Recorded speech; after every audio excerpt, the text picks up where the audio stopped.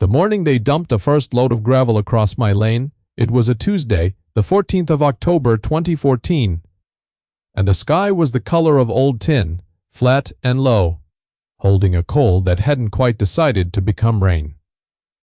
I was standing on my porch with a cup of coffee gone lukewarm in my hand, 72 years old that autumn, and I watched a dump truck the size of a small barn back up to the mouth of my drive and let go a mountain of crushed limestone right where the county road met my gravel lane. The man driving it never looked at me. He had a clipboard on his dashboard and a hard hat on the seat beside him, and when he was done, he pulled forward, wiped his hands on his jeans through the open window, and drove off toward the river without so much as a wave. I want to be honest about my reasons for not saying anything that morning. It wasn't dignity and it wasn't fear.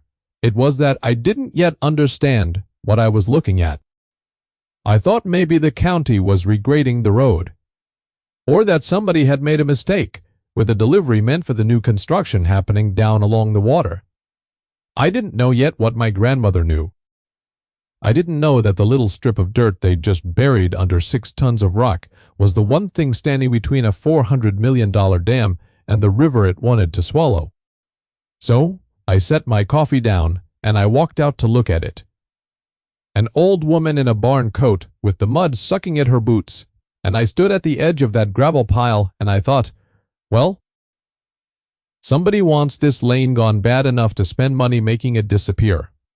And when somebody spends money to make a thing disappear, it usually means the thing was worth more than they wanted you to know.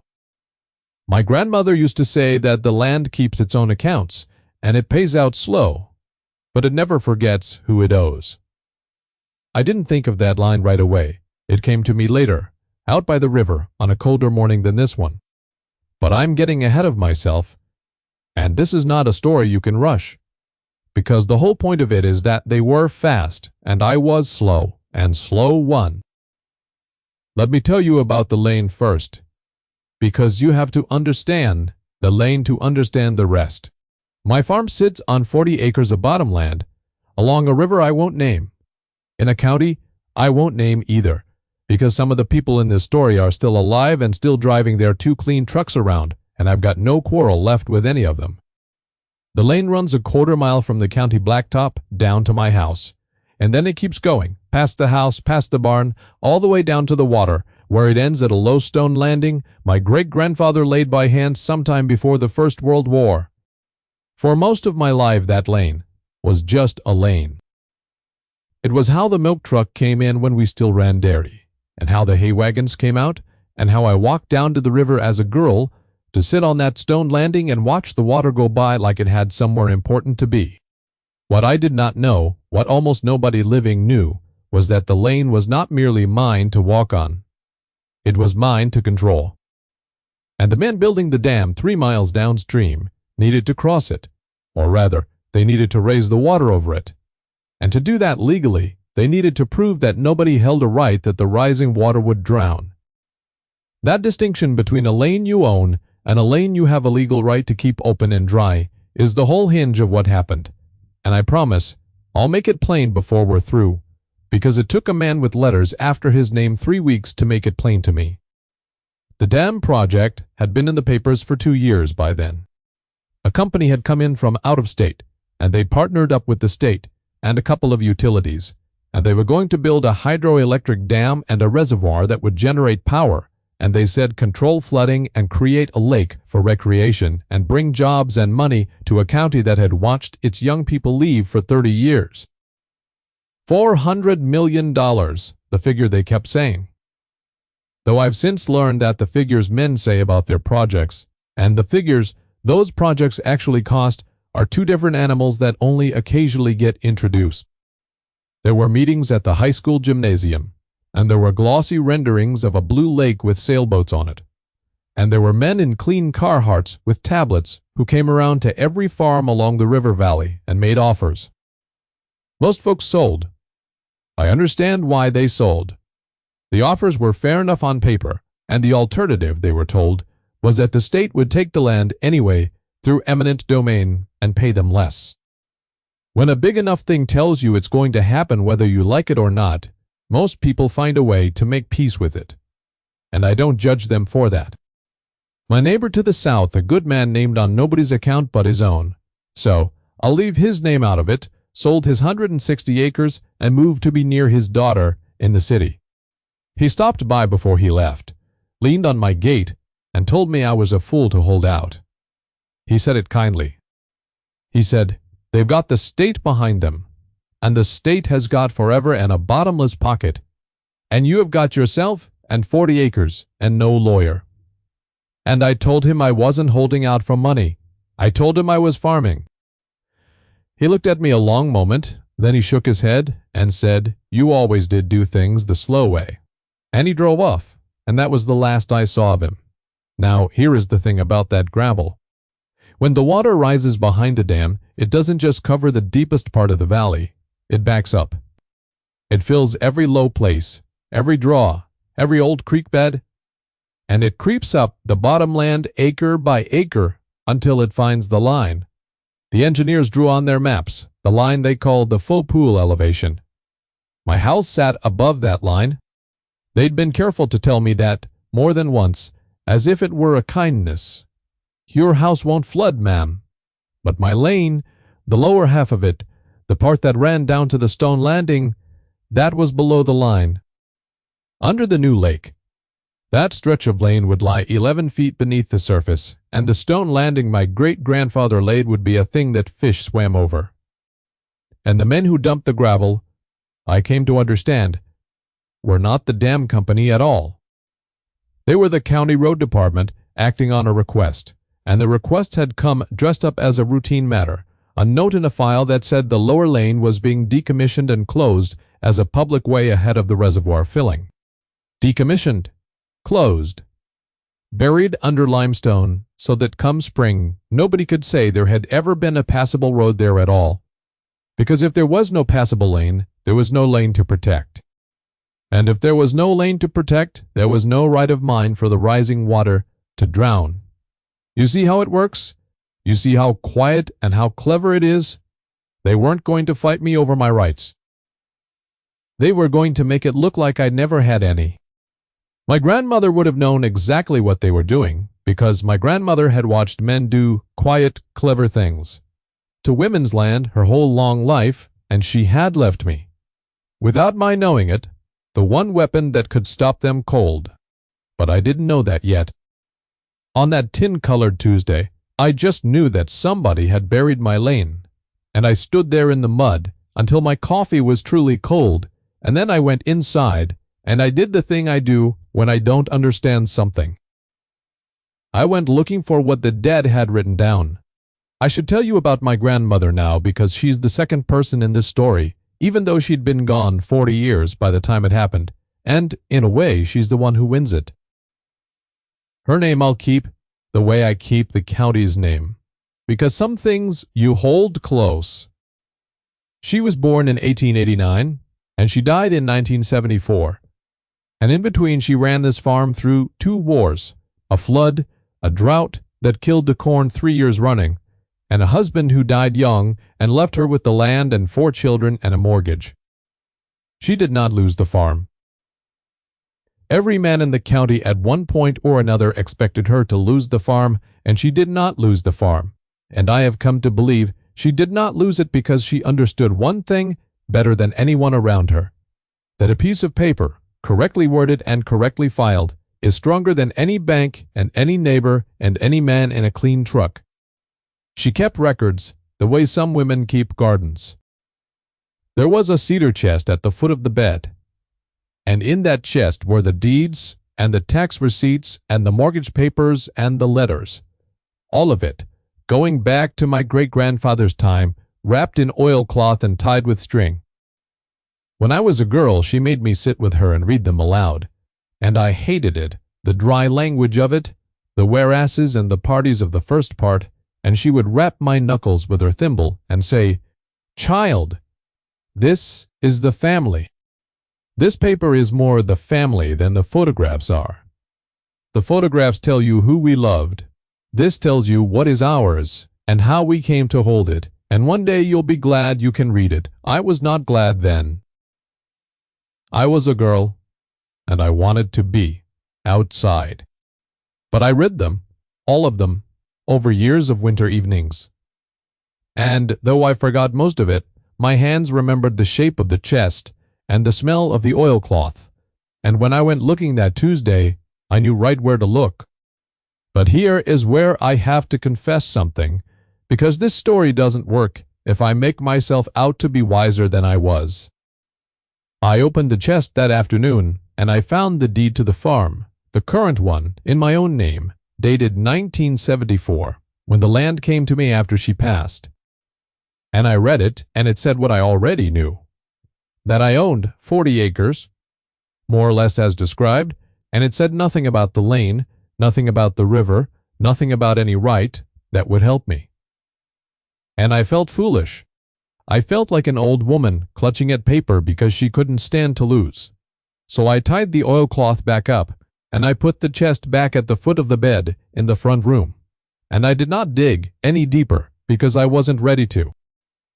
I told myself I'd deal with the gravel by calling the county and asking politely for them to move it, which I did, and which got me a very polite young man on the telephone who told me the lower lane had been closed as a public way and there was nothing to move because there was nothing there anymore, just improved county right-of-way. And did I have any documentation of a private easement? Because if I did, I was welcome to bring it by the office. Documentation of a private easement. I didn't even know what that meant. Not properly. Not then. I told him I'd look, and I hung up. And I want you to understand that for 3 weeks after that, I did almost nothing. And those 3 weeks passed slow, the way the cold comes on in October. And the whole time the dam kept building downstream, and the lawyers kept filing their papers, and the water kept getting closer. And I sat in my house telling myself I was just a farmer, and this was too big for me. That's the truth of it. The land keeps its own accounts, my grandmother said, and it pays out slow. But it doesn't pay out to people who won't go and collect. I had to learn that. I had to be shamed into it, honestly, and I'll tell you who did the shaming. It was the diner that did it, in a roundabout way. There's a diner in town, the kind every county has, where the coffee is bad and the pie is good, and by 9 in the morning every man over 60 knows everything that happened the day before, and by noon the version they know has grown some. I went in for eggs one morning near the end of October, because I was tired of my own cooking and my own company, and I sat at the counter, and I heard 2 fellows in the booth behind me talking about the dam. One of them said the whole valley was locked up now, every parcel signed, and the company was ahead of schedule, and they'd be closing the diversion and starting to fill the reservoir by the following autumn. And the other one laughed and said, all but the old woman on the river road. And she's got no lawyer and no case. They just paved over her problem last week. And they both laughed. Not cruel, just the easy laugh men have about things that don't concern them. And I sat there with my fork in my hand and my face going hot, and I thought about my grandmother rapping my knuckles with her thimble. This paper is more the family than the photographs are. And I understood, sitting at that counter, that I had not actually read the family. I had read one deed, the newest one, the thin one, and I had quit. There were papers in that chest from before I was born, from before my mother was born, and I had not touched them because I'd decided ahead of time they wouldn't help. And a person who decides ahead of time what the record says has already lost, because the record does not care what you've decided.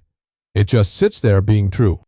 So I paid for my eggs, I hadn't finished, and I drove home too fast for the road, and I went straight to the cedar chest, and this time I did not stop at the top. I took everything out. I laid it on the bed and on the floor and on the dresser. Every deed and receipt and letter, and I sorted it by date, the way she'd taught me, oldest to newest. And I read it all, one piece at a time, out loud, alone in that cold front room with a single lamp on, because the light was failing outside. It took me the better part of 2 days, and in among the old papers I found what I had never known was there, because it was folded inside another document, a mortgage from 1931, tucked in like a bookmark. It was a deed of easement, dated the 9th of June, 1931, granted by my great-grandfather's estate to my grandmother personally, and recorded. I saw the recorder's stamp in the county records that same summer, and what it granted her in the old dry language was a perpetual right of ingress and egress and of maintenance over the lane running from the public road to the stone landing on the river, together with, and these were the words that made my hands go still, together with the perpetual right to keep and maintain the said landing and lane free and clear of obstruction and of standing water. This right to run with the land and to bind all successors, assigns, and adjacent owners in perpetuity. I read it 3 times, free and clear of standing water. In perpetuity, binding all adjacent owners.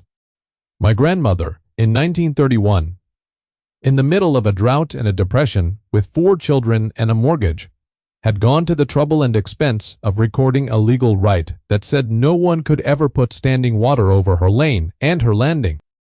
And I sat on the floor of that room, with the paper in my lap, and I thought, why? Why would she do that? There was no dam in 1931. There was no reservoir. There was no reason on earth to protect a stone landing from standing water. And that question, the why of it, is what carried me through the next part, because I could not let it go. I found the answer, or the beginning of the answer, in the notebook.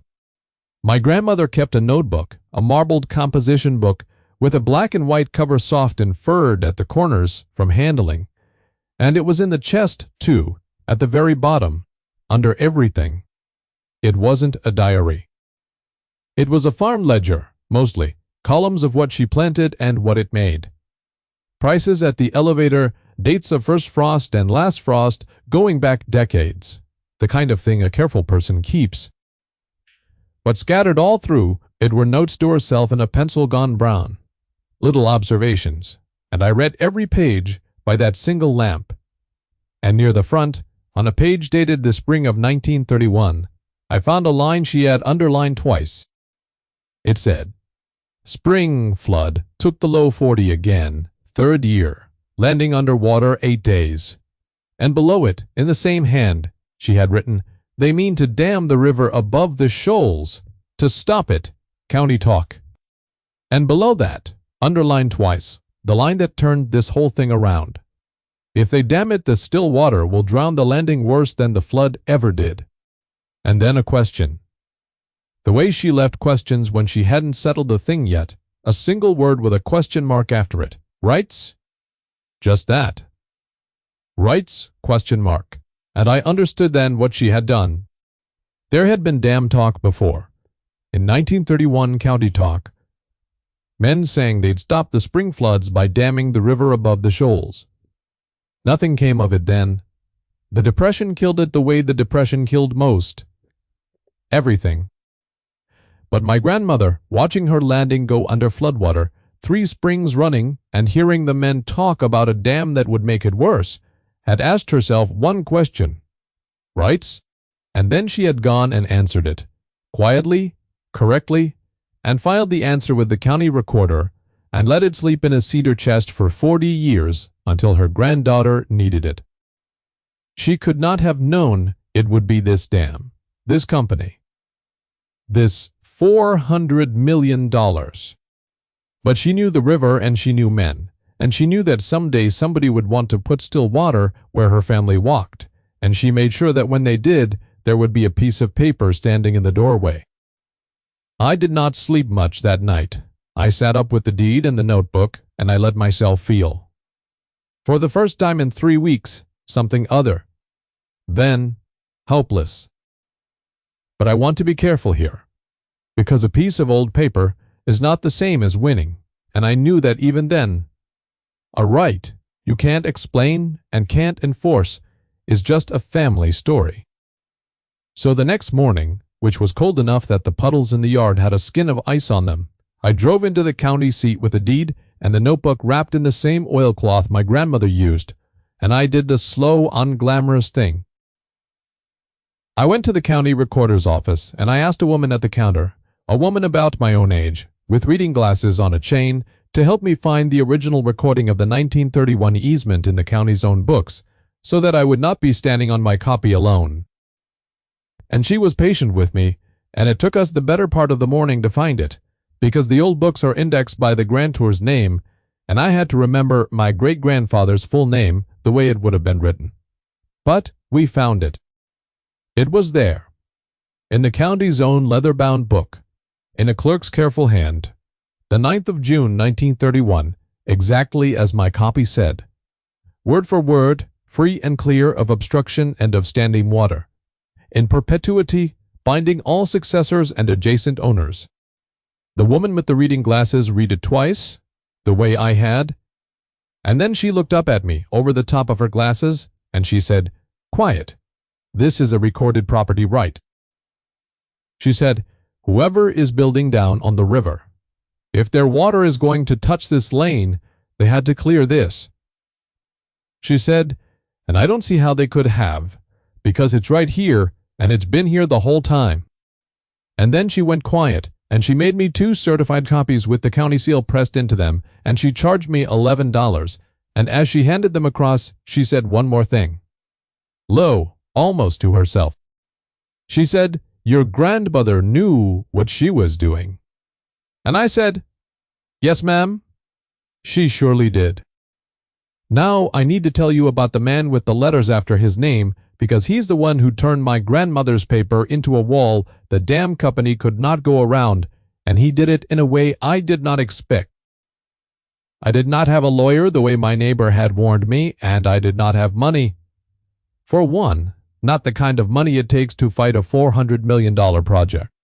But I had the 2 certified copies, and I had the notebook, and I had a name a friend from church had given me, a lawyer over in the next county, who was old, near as old as me, and mostly retired, who had done nothing his whole life but property and water rights, and who, my friend said, could not resist a good, clean title question.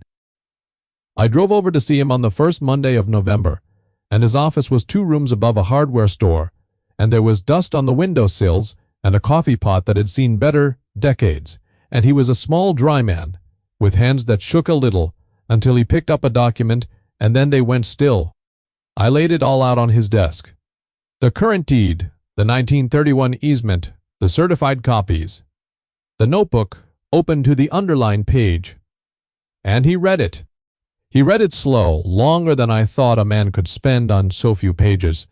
And he didn't say a word the whole time, and I sat there with my hands in my lap, feeling like a girl again, waiting to be told whether I'd done my sum right. And when he finished, he took off his glasses, and he rubbed his eyes, and he sat back, and he was quiet for so long I thought maybe he'd found the flaw in it, the thing I'd hoped and missed. And then he said one word. He said, "Exceptional." Just that, exceptional. And then he told me what it meant, and this is the part I want to make plain, because it is the load-bearing thing in this whole story. A dam that raises a reservoir over private land, he explained, can't simply do it. Even with eminent domain, even with the state behind it, the project has to acquire every property right that its water will affect, and it has to do that cleanly, and it has to certify to its lenders and to the regulators that it has done so, because no bank lends $400 million against a lake that might have to be drained by a lawsuit. So before they close the gates and fill the pool, the company's title people go through every parcel that touches the water line, and they clear every recorded interest, every mortgage, every easement, every right. It is a mountain of paperwork, and they are usually very good at it. But my grandmother's easement was not recorded against my parcel in the ordinary way. It was recorded in 1931 in my great-grandfather's name, in the old grantor index, granting a right to a person, my grandmother, that then ran with the land to me. It was, the lawyer said, exactly the kind of old, correctly recorded, easy-to-miss interest that a title search run fast and under deadline can slide right past, especially when the searchers are working off the modern parcel records and not digging back into the old leather book. They had missed it. And worse for them. And this is the part that made the little dry man almost smile. The easement did not just give me a right to cross the lane. It gave me a recorded, perpetual right to keep it free and clear of standing water. Most old lane easements only protect passage, and passage you can extinguish by offering a substitute or by condemnation. But a recorded right against standing water, specifically, was a direct and perpetual bar to the one thing the dam had to do, which was put standing water there. They could not raise their pool to full elevation without drowning my lane, and they could not drown my lane without extinguishing a recorded perpetual right they had never cleared, and they could not extinguish it now without coming to me, in open daylight, and either buying it or condemning it, in a proceeding where the whole valley would see exactly what they had missed, and exactly how long it had been sitting there in the county's own book, waiting to be found. And the gravel, the lawyer said, and here he did smile, the gravel was the worst thing they could have done. Because burying the lane to pretend it never existed, that was an obstruction, and obstructing the easement was itself a violation of its plain terms, free and clear of obstruction, and it showed intent. It showed they'd known the lane mattered and had tried to make it vanish rather than deal with it honestly. He said, they didn't just miss your right. They dumped 6 tons of proof on top of it. I asked him what it meant, in real terms, for the dam. And he was honest with me, the way the good ones are honest, and he did not promise me the moon. He said, it did not necessarily stop the dam forever. He said a project that size with the state behind it could probably in the end acquire even my right through a proper condemnation if it was willing to go slow and do it right and pay fair value and take the delay and the publicity. But, he said, and this is the whole of it, they built this project on a schedule and a budget and a promise to their lenders that the land was clear. They told everyone they'd close the diversion and start filling the following autumn. And a recorded perpetual anti-flooding easement that they never cleared, discovered now before the pool is filled, is not a small thing to a project running on a deadline and borrowed money. It means they cannot certify a clear title. It means the fill has to stop until it's resolved. It means their lenders start asking questions and their insurers start asking questions, and every day of delay on $400 million costs more than you and I will make in our lives. And it means, most of all, that the story is no longer the one they were telling. The story is no longer the old woman with no lawyer and no case. The story is the company that tried to bury a recorded right under a gravel pile and got caught. He said, you don't have to beat them.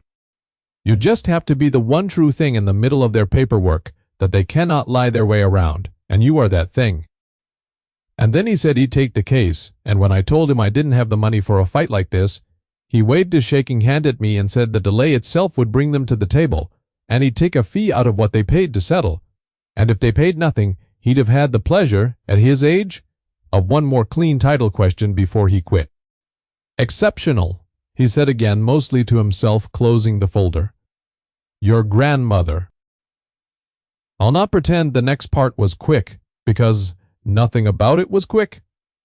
And I'd be breaking faith with the whole spirit of the thing if I made it sound like a single dramatic morning. The lawyer wrote a letter. That was all at first, one letter on his old letterhead, sent certified to the dam company and copied to the state and to the county and to the federal office that licenses such dams.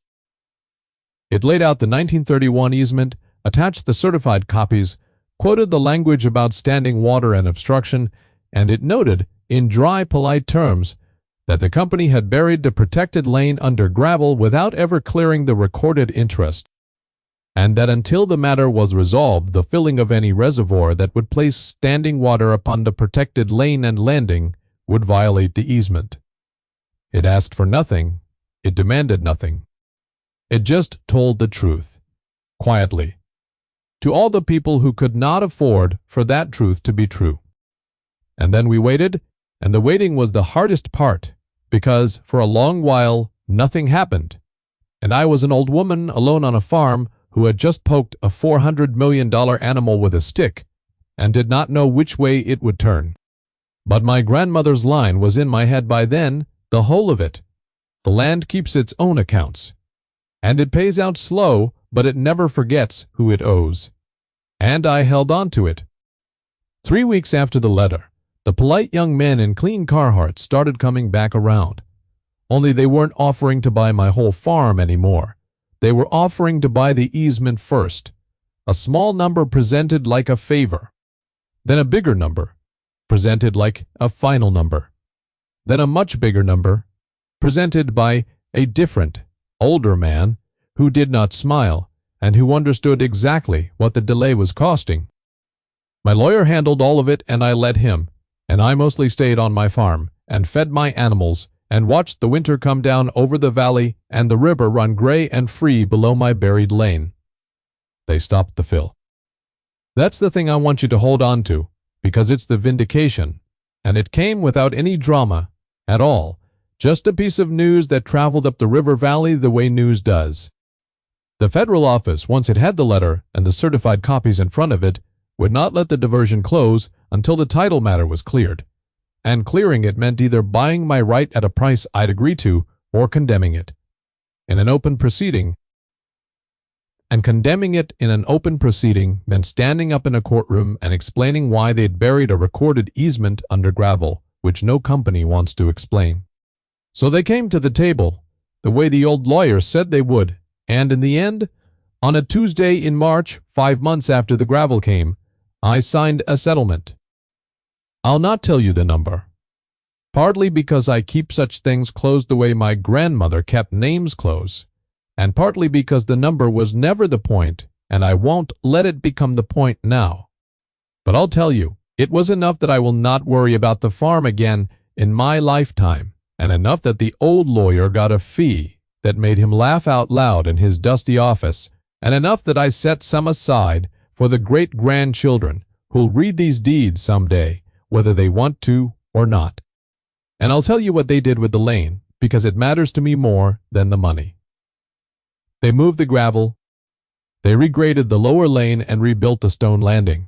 Or rather, they paid to have it rebuilt, and they redrew their full pool elevation line to leave my lane and my landing above the water, free and clear of standing water, in perpetuity, exactly as the paper said. The dam got built. I never wanted to stop the dam, and I didn't, and I take no pride in the ones who lost their land to it, because that's a sorrow and not a victory.